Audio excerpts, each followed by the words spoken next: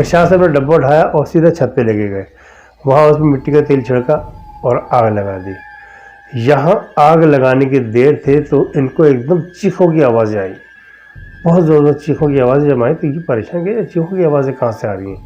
ان کو جب احساس ہوا کہ یہ تو میرے گھر کے اندر سے آ رہی ہیں, ایک دم بھاگ کے نیچے گئے جہاں وہ واشنگ ایریا تھا. وہاں پر جناب علی وہ کپڑے جو لٹکائے گئے تھے حالانکہ گیلے تھے. کوئی سینس نہیں بنتا کہ گیلے کپڑوں میں آگ لگ جائے. السلام علیکم ورحمۃ اللہ وبرکاتہ. پروفیسر شمس الحسن ایک مرتبہ پھر جن سیریز میں ایک نئی ایپیسوڈ کے ساتھ آپ کی خدمت میں حاضر ہیں.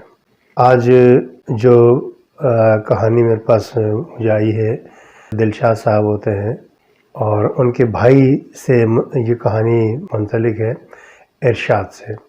ارشاد ان کے چھوٹے بھائی تھے جو ایک کمپیوٹر کمپنی میں کام کیا کرتے تھے اور کافی مطلب خوشحال زندگی تھی ان کی ماشاءاللہ.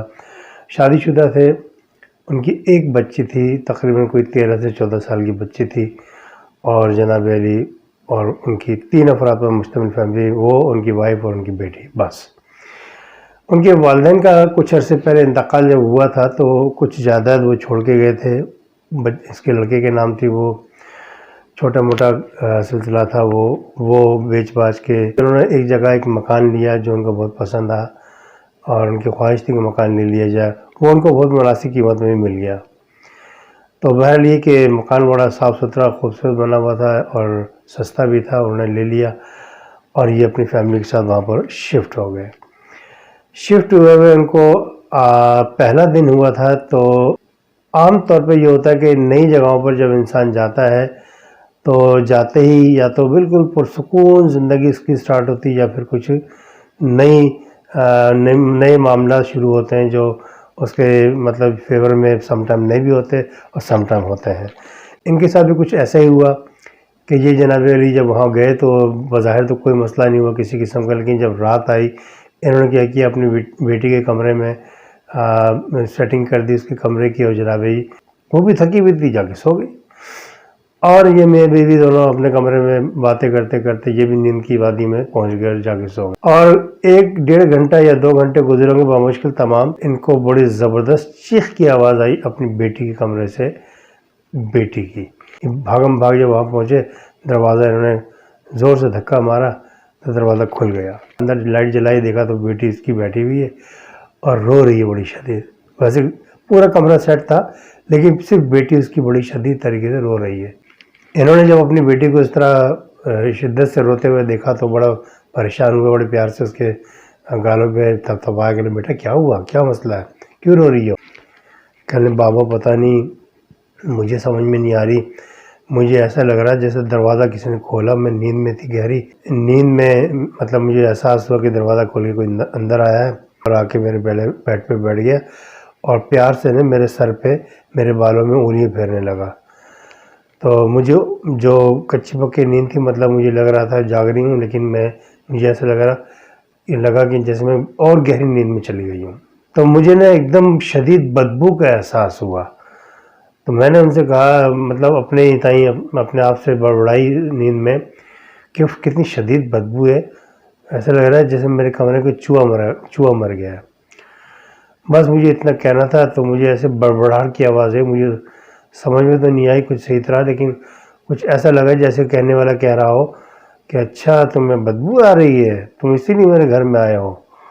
تو اس نے بھی ایک دم میرے بال پکڑے اور جناب 3-4 دفعہ میرے جو بستر تھا میرے اس پہ زور زور سے میرا سر مارا ہے.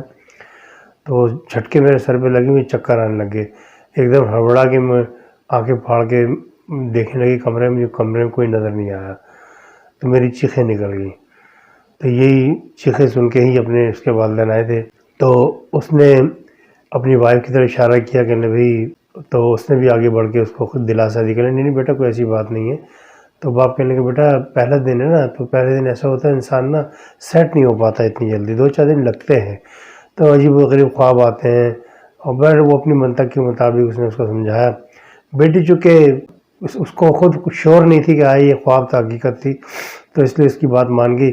اس نے بولا ایک کام کرو, آج تم میرے کمرے میں سو جاؤ, اور نا جب آپ میرے کمرے میں سو جاؤ گی نا تو اس سے یہ ہوگا کہ ذرا آپ کو دل لگ جائے گا. تو ڈرو گی نہیں آپ بھی نہیں آئیں گے ایسے. یہ پکڑ کے لے گئے, وائف سے کہا کہ دروازہ اور لائٹ وغیرہ بند کر دو. یہ آگے گئے اپنے کمرے میں, جا کے اس کو لٹایا, چادر دوڑائی اور اس کو تھپکی دے کے سلا رہے تھے. تو دیکھا کہ ان کی بیگم صاحبہ کافی دیر ہو کے نہیں آئیں. تو تھوڑی دیر کے بعد جب آئیں تو انہوں نے اشارے سے پوچھا کہ بھئی کیا ہوا, سو گئی؟ تو انہوں نے بولا کہ ہاں ہی سو گئی ہے. تو انہوں نے اشارہ کیا کہ ذرا باہر آؤ, کام ہے, بات کرنی ہے. یہ باہر گئے دوسرے کمرے میں. کہنے کیا بات ہے, خیریت؟ کہنے میں نے عجیب سا محسوس کیا کہ جب میں مطلب آپ جب اس کو لے کے آئے تھے اس کے کمرے سے, تو مجھے ایسا لگا جیسے کمرے میں کسی کا ہونے کا احساس ہے. میں جیسی آئی ہوں, دروازے سے بند کرنے سے پہلے میں نے لائٹ آف کی ہے, لیکن میرا صرف ہاتھ سوئچ بورڈ تک گیا ہے. مجھے ایسا لگا جیسے ہاتھ لگنے سے پہلے ہی سوئچ آف ہو گیا ہے, اور پنکھا بھی آف ہو گیا, لائٹ بھی آف ہو گئی. کہنے یہ کیا چکر ہے؟ کہنے یار نیند میں ہو, کیا ہو گیا؟ تو ابھی تو سو کے اٹھی ابھی. کہنے ہاں. اچھا وہ بھی شور نہیں تھی کیا؟ یہ مطلب اس کا وہم ہے یا ہوتا ہاتھ لگ گیا میرا, بند ہو گیا ہو. یہ جناب علی باہر نکلی. باہر نکل کے انہوں نے مطلب گونا گوسی کیفیت تھی ان کی, شور ان شور کی کیفیت میں. انہوں نے جب مڑ کے دیکھا تو اس کا جو دروازہ جو بند کر کے آئی تھی, اس کا جو ہینڈل تھا وہ جناب علی موو ہوا اور دروازہ آہستہ سے کھل گیا. کہنے یہ میں نے وہاں دیکھا تو مجھے بڑا عجیب سا لگا. کہہ بھائی یار کچھ نہیں یار, تمہارا وہم ہے, تم بھی نیند میں تھی نا, اس لیے آرام کرو 2-4 دن, کیونکہ تھکاوٹ ہے, آہستہ آہستہ ہی تھکاوٹ جائے گی, شفٹنگ اتنی آسان تھوڑی ہوتی ہے. تو بہرحال اس نے اس کو بہلایا, وہ بہل گئی, وہ جا کے سو گئے. اب جناب علی جب یہ سو گئے تو ان کو مطلب کئی چیزیں اب نارمل سے لگیں. تو وہ ان کے جو شوہر تھے, جب انہوں نے یہ چیزیں سنی, انہوں نے دیکھی, یہ جب لیٹ گئی ان کے ساتھ, ان کی نیند کی وادیوں میں چلی گئی, تو شوہر اٹھے جلدی سے اور خاموشی سے دروازہ کھولا اور اس کمرے میں گئے. اور وہاں انہوں نے جب ان کو احساس ہوا کہ ہاں بھی کوئی اور بھی اس کمرے میں موجود ہے, تو انہوں نے سلام کیا بآواز بلند. تو جو بھی مطلب وہاں پر موومنٹ تھی وہ ایک دم بالکل خاموشی کا ماحول بن گیا. لیکن جب سلام کیا گیا تو وہ خاموش. تو انہوں نے بولا کہ دیکھیں جب ہم یہاں آئے تھے نا, ہمیں آپ کے بارے میں کچھ نہیں بتایا گیا تھا, بس ہم نے مکان دیکھا, ہمیں مکان پسند آ گیا, انہوں نے بیچنا تھا, میں نے خریدنا تھا, اور دیٹس آل. ہمارے معاملات طے ہو گئے, ہم یہاں آ گئے. ہم آپ کو تنگ نہیں کریں گے, ہم آپ کو بالکل پریشان نہیں کریں گے, تو لہٰذا آپ بھی سکون سے رہیے اور ہمیں بھی سکون سے رہنے دیجیے. ہماری کوشش ہوگی ہماری ذات سے آپ کو کوئی تکلیف نہ ہو, تو لہٰذا آپ ہمیں بھی تکلیف مت دیں. بچے اور میری وائف بہت ڈرپوک ہیں, میں سمجھتا ہوں ان چیزوں کو, اس لیے میں آپ سے گوش گزار کر رہا ہوں کہ آئندہ مطلب ایسا ماحول کوئی کریٹ نہ ہو کہ جس سے میرے بچے پریشان ہو جائیں. ٹھیک ہے, آپ بھی سکون سے رہیے, مجھے بھی سکون سے رہنے دیجیے. اس نے سلام کیا, دروازہ بند کر آ گئے. دیکھا بیوی سو رہی, جا کے یہ بھی سو گئے. بات آئی گئی ہوگی تقریباً کوئی کئی مہینے سکون سے گزر گئے, کوئی کسی قسم کا کوئی مسئلہ پیش نہیں آیا. تو ان کی وائف نے ان سے بہت پوچھا, کئی مرتبہ پوچھا. تو ایک دن کیا کیا, انہوں نے اپنی بیٹی کی قسم دے دی کہ تمہیں میری بیٹی کی قسم ہے کہ تم بتاؤ کہ آیا یہ کیا سلسلہ کیا ہوا تھا, یہ ایک دم خاموشی کیسے ہو گئی. کہہ رہے یار میں کیا بتاؤں, تم بچی کو جب چھوڑ کے کمرے سے میں وہاں گیا ہوں, آپ اس کے ساتھ سو گئی تھیں, تو میں پھر وہاں گیا, وہاں جا کے میں ان سے ہاتھ جوڑ کے معافی مانگی ہے. پھر میں نے بڑے پیار محبت سمجھایا کہ بھئی دیکھیں, ہم تو مطلب ہمیں تو معلوم نہیں تھا آپ کی یہاں پر موجودگی کا, ہمیں مکان چاہیے تھا اور بیچنے والا مکان بیچ رہا تھا. مجھے مکان پسند آ گیا, اس کا اماؤنٹ سمجھ میں آ گیا, ہم نے کر لیا حساب کتاب, یعنی خرید لیا مکان. اس میں ہمارا تو کوئی قصور نہیں, ہمیں بتایا گیا تھا نا کہ اگر آپ بھی یہاں پر ہیں اور ایسے ایسے آپ کو ہماری ذات سے تکلیف ہو سکتی تو ہم مکان نہیں لیتے. اب چونکہ یہ تو معاملہ ہو گیا, تو چنانچہ آپ یہ کہ ہم آپ سے درخواست کرتے ہیں کہ آپ سکون سے رہیے, ہمیں بھی سکون سے رہنے دیجیے, ہم بھی کوشش کریں گے آپ کو کوئی پریشانی ہماری ذات سے نہ ہو. تو بیگم اس کی آنکھیں پھاڑ پھاڑ کے دیکھ رہی کہ اچھا وہ مان گئے. کہ مان گئے تبھی تو اتنے دن سکون سے گزر گئے. کہ ہاں یار یہ تو ہے.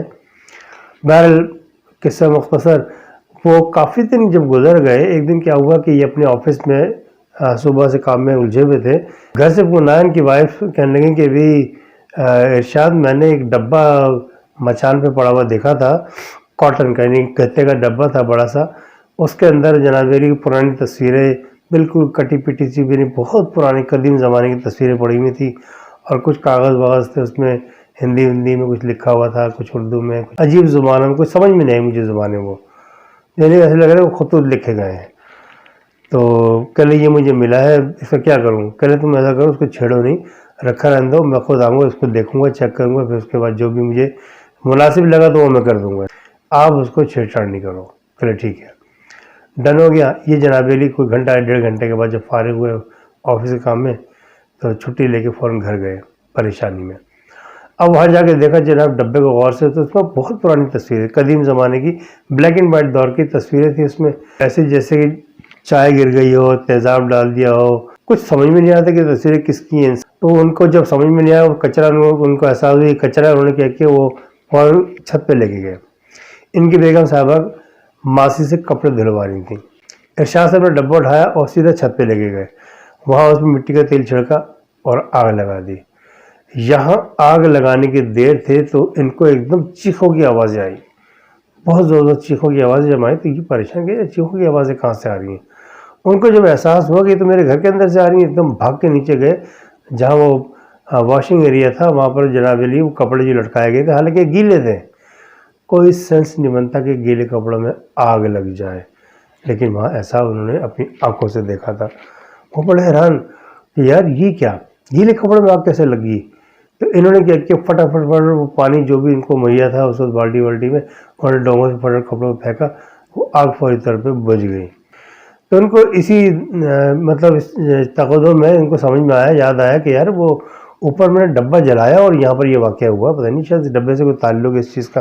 वो भागम भाग ऊपर गए, ऊपर देखा तो वह डब्बे पे भी ऐसा लग रहा था जैसे किसी ने ताज़ा पानी फेंका हो। वो समझ गए कि नहीं यार, इस वाक़े का ताल्लुक नीचे वाले वाक़े से बड़ा गहरा ताल्लुक है। पानी वहाँ फेंका, वो आग बुझी तो ये डब्बे की आग भी बुझ गई। वो घबरा गए, घबरा के नीचे आए, वाइफ को आवाज़ दी, कहने बेगम बस यार, अब मतलब यार मेरी समझ में नहीं आ रहा है मकान, बस चलते हैं यहाँ से।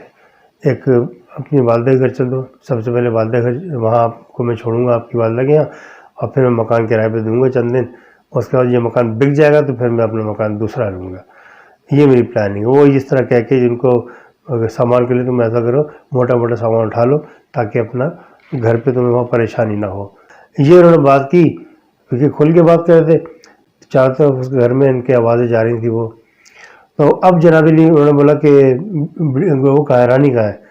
कहले रानी अपने कमरे में होगी। उन्होंने आवाज़ें दी जाके, रानी साहब सो रही हैं। अब उन्होंने दरवाज़ा खोल दिया, दरवाज़ा ज़बरदस्त तरीके से खटखटाया, तो सोने वाला बंदा भी एकदम उठ के बैठ जाए, लेकिन रानी साहबा ने दरवाज़ा नहीं खोला। ये और परेशान, टेंशन में आ गए। अब जो जैसे खटखटा के पीछे हटे, देखा तो खून की एक धार, बारीक सी धार दरवाजे के नीचे से आ रही थी, खून की धार। इनकी आंखें फटी की फटी रह गई मियाँ बीवी की। बीवी ने जब उसको देखा खून की धार को, वहीं धड़ाम गिरी और बेहोश। अब उनकी समझ में नहीं आ रहा कि यहाँ खून जो निकल रहा है बेटी के कमरे से, और बेटी दरवाज़ा नहीं खोल रही, मैं इसको देखूँ या इसको। 2-3 फीट के फासले से जाके भागता हुआ कंधा धाड़ गया, 3-4 दफ़ा कंधे जब मारे तब जाकर दरवाज़ा टूटा है। तो दरवाज़ा खुल गया, सामने देखा तो उसकी बेटी जो थी ना, बिल्कुल ऐसे जैसे किसी फूल को ऐसे मसल के फेंक देते हैं, वो इस तरह पड़ी हुई थी, यानी उसके हाथ पांव टेढ़े थे। उन्हें उसको लग रहा था उस पर शायद उस पर तशद्दुद किया गया है। तो अब ये कुछ और समझा कि शायद मेरी बेटी का खात्मा हो गया है। ये एकदम उसकी आंखों में आंसू, अब ये डबडबाई आंखों से चारों तरफ देख रहा है कमरे में, कोई और मामला तो नहीं है। देखा तो सामने की दीवार से खून की धार निकल रही थी, और ठीक ठाक तेज़ स्पीड में निकल रही थी। वो धार वहाँ से निकल के खून फर्श पे गिर रहा था, और फर्श से होता हुआ उसकी रानी के बेड के नीचे से होता हुआ सीधा दरवाजे के नीचे झिरी से निकल के बाहर आ रहा था। उसने खुदा का शुक्र अदा किया कि यार मैं तो समझा मेरी बेटी को शायद मार दिया है। अब उन्होंने क्या किया, बोतल पानी की रखी हुई थी, पीने के पानी की, इन्होंने बोतल खोली और वो आधी बोतल उठा के उसके मुँह पर डाल दी बच्ची के। वो बच्ची एकदम हड़बड़ा के उठ के बैठ गई। जैसे हड़बड़ा के उठ के बैठी ना, तो वो फ़ौरन उसको सीने से लगाया, प्यार के, क्या हुआ बेटा क्या हुआ? तो उसकी गुमसुम उसको देख रही थी, वो समझ गया कि अभी बात नहीं कर सकती।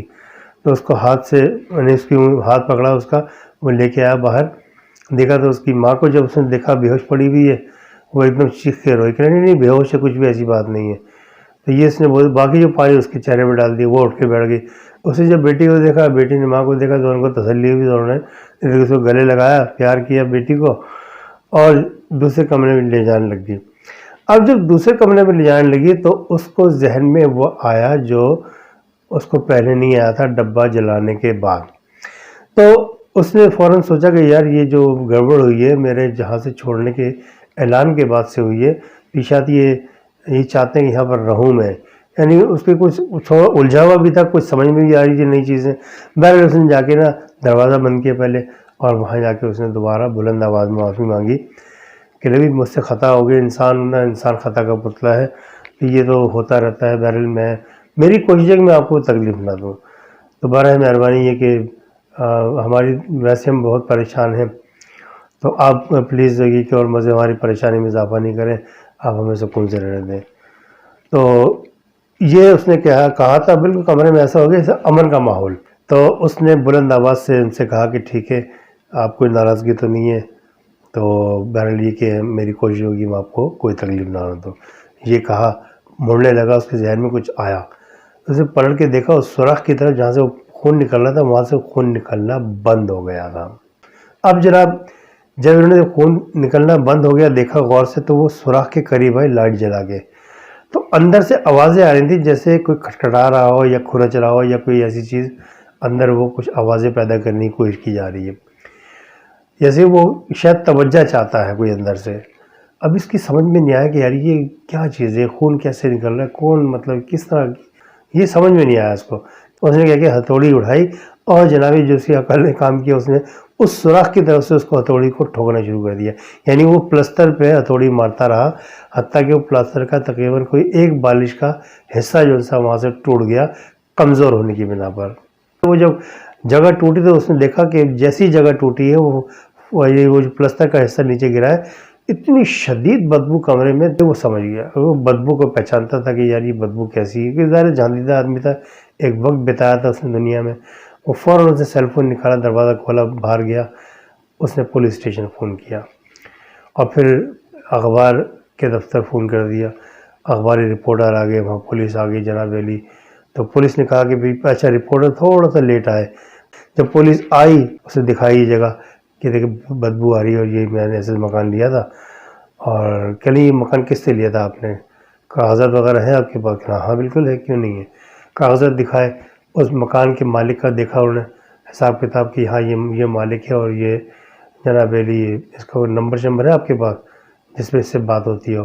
کہنا جب اس سے بات چیت چل رہی تھی میری مکان کے لین دین سے پہلے، تو میں نے اس کا فون نمبر میرے پاس موجود ہے، میں نے اس کو سیو رکھا ہوا اپنے پاس. پولیس نے فون کر کے اس کو بلا لیا تھانے.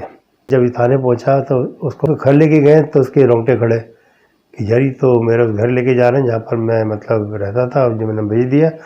اس کی آنکھیں پھٹی کی پھٹی رہ گئی، سمجھ گیا کہ یار یہ کوئی کہانی ہو گئی، لگتا ہے مجھے کہ گڑبڑ ہو گئی ہے. اب اس کے ذہن میں کھچڑی پک رہی تھی. اب جیسے ہی وہ گیا ہے اور جا کے جو یعنی پولیس انویسٹیگیشن کر رہی تھی، انہوں نے اس کو بٹھا کے سوال جواب کرنا شروع کر دیا. ادھر ادھر کی باتیں کر کے جب انہوں نے 2-3 سوال گہرے کیے تو پتہ لگا جناب، اس نے بولا کہ ہماری وائف کہاں ہے. کہ لے یار وائف میری گم گئی تھی، تو میں نے رپورٹ بھی کروائی تھی پولیس یعنی تھانے میں. کہ لے اچھا. تو اس نے فون کر کے پوچھا، تاریخ وغیرہ معلوم کی. اس نے بتایا تاریخ کا کہ میری فلاں تاریخ کو میں نے اس کو رپورٹ کروائی تھی. فون میں کیا بتانے پہ کہ بھی ایسا ہے، رپورٹ دیکھو. ایسا ہے ان کے پاس، مطلب رپورٹ ہے آپ کے پاس موجود؟ اس نے دیکھا کہ ہاں جی رپورٹ تو ہے، لیکن وہ بندی ملی نہیں تھی ہمیں. پورا علاقہ چھان مارا تھا ہم نے ہر طریقے سے، لیکن بندی ان کی نہیں ملی تھی. کہلے بندی ملی؟ کہلے نہیں. کہلے پھر تم سکون سے بیٹھ گئے؟ کہلے بھائی کیا کرتا ہے بتایا، میں نے تو رپورٹ کروا دی تھی. کہلے رپورٹ کروا دی اس کا مطلب آپ کا کام ختم، آپ کو کوئی ملال نہیں آپ کی بیوی کیوں گم ہونے کا؟ کہنے کی سر کیوں نہیں ملال، مجھے بہت ملال ہے. کہلے ملال ہو تبھی تو تمہاری صحت بنی ہوئی ہے، اور اگر حقیقت میں ملال ہوتا تو تمہیں بہت کمزور ہونا چاہیے تھا فکر کی وجہ سے، غم کی وجہ سے. تم کیسے شوہر ہو یار؟ تو وہ منہ لٹک گیا اس کا. کہ لے آؤ تمہاری بیوی مل گئی ہے، میں تمہیں ملواتا ہوں، آؤ. تو مزدور کو اشارہ کیا، اس کو کالر سے پکڑ کے رکھا تھا. اس نے فٹافٹ اشارہ کیا مزدوروں کو، مزدوروں نے جلدی تو وہ توڑی دیوار توڑی. یہاں جناب میری فوٹوگرافر آ کے انہوں نے تصویریں لی اور جناب 2 دن اخبار میں چھپا کہ جناب وہ بندہ جس نے رپورٹ درج کروائی تھی اپنی بیوی کی گمشدگی کی، دراصل وہ خود ہی قاتل نکلا اپنی بیوی کا، اور اس نے اس مکان کی دیوار میں وہ بیوی کو چن کے جناب علی اس کی لاش کو اور اس کو پلستر کر دیا. چھوٹا موٹا پلستر تو انسان کر ہی لیتا ہے، کاریگر کی ضرورت نہیں پڑتی. وہ اتنی سی جگہ میں بیچاری سوکھی سڑی سی اس کی بیوی تھی، تو وہ سمٹ سمٹا کے اتنا سوراخ اس نے کیا تھا، دیوار کھوکھلی کی تھی کہ اس میں سمٹ کے آ جائے بس. اب جناب باہر تو کسی نے توجہ نہیں تھی کہ باہر کیا ہے سلسلہ، باہر بھی انہوں نے اس کو پیکنگ لگا کے اچھی طریقے سے ڈبل دیوار کر دی، کیا کیا. بہرحال باہر سے کوئی مشکوک نہیں ہوا، معاملہ مشکوک ہوا تو اندر سے ہوا. تو بہرحال یہ انہوں نے ان کی رپورٹ ہوئی جناب، ان کو اٹھا کے اندر کر دیا اور پھر مقدمہ چلا. ان کو عمر قید کی سزا ہوئی بیوی کو قتل کرنے کے اور اس کو لاش کو گم کرنے کے جرم کے عوض. بہرحال تو بلڈ اگر ناجائز ہو، یعنی خون اگر ناجائز کیا جائے تو وہ خود بولتا ہے، کسی اور کو اس کی وکالت کرنے کی ضرورت نہیں پڑتی. جب دنیا کے قانون فیل ہو جاتے ہیں، اندھے ہو جاتے ہیں دوسرے الفاظوں میں، تو وہ خون خود اپنا کھوج لگوا دیتا ہے. تو اس کو یہ جو معاملات اس کے گھر پہ ہو رہے تھے، اس کو صرف اپنی طرف معاملہ یعنی اس کا دھیان مبذول کروانے کی کوشش کی جا رہی تھی. تو یہ بڑی مشکل سے ان کو سمجھ میں آیا. جب سمجھ میں آیا تو پھر یہ سارے معاملات کھلتے چلے گئے اور ان کے معاملات سارے جن کا مقصد تھا وہ پورا ہو گیا.